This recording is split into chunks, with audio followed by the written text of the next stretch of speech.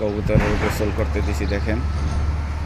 এখন এই যে গোসল করতেছে তারা নাইমিয়া টেরের ভিতরে, কত সুন্দর দেখেন এই যে গোসল করতেছে। যে এখানে পটাশের পানি দিছি আর ফিটকিরির পানি দিছি, পানি দিয়ে তারপর গোসল করাইতেছে তাদের। তারা কত সুন্দর করে গোসল করতেছে যে দেখেন, তারা কত সুন্দর গোসল করতেছে, কত ফিলিংস নিয়ে।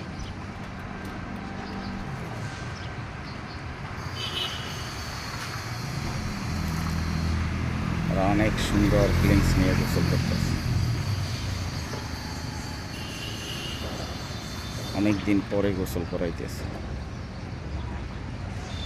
সময় হয় না ছাড়ার। আর যতটুকু ছাড়ি দেখা যায় অফিসে যাই, এই জন্য আর ছাড়া হয় না।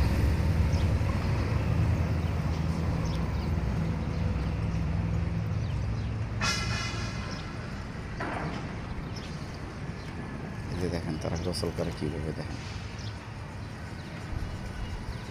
একদম মানুষের মতো গোসল করে, কত সুন্দর। আমি বেশিরভাগই পটাশ আর ফিটকিরি দিয়ে গোসল করাই। বড় বড় ফ্যান্সিরা তো তারা মেডিসিন দিয়ে গোসল করায়, আমি এগুলো দিয়ে করাই না। পটাশ দিয়ে গোসল করাই আর ফিটকিরি দিই, এগুলো দিলেন গিয়ে সুন্দর গোসল হয়।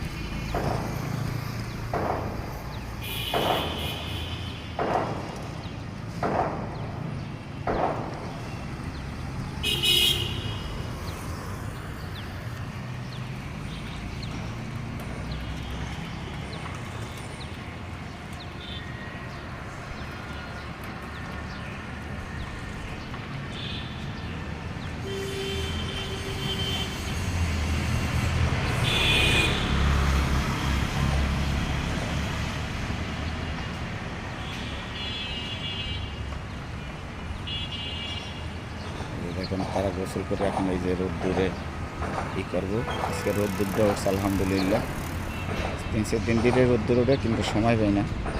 সে শুক্রবার দিকেই আমি গোসল করাইলাম, দেখলাম যে হাতে সময় আছে, গোসলটা করাই। কিন্তু আমার টেরেটা আরও একটু খারাপ টেরে দরকার ছিল, পানি বেশি দেওয়া, কিন্তু আমার ওটা নাই। একটা টেরে করতে বানাইতে হবে গোসল করা।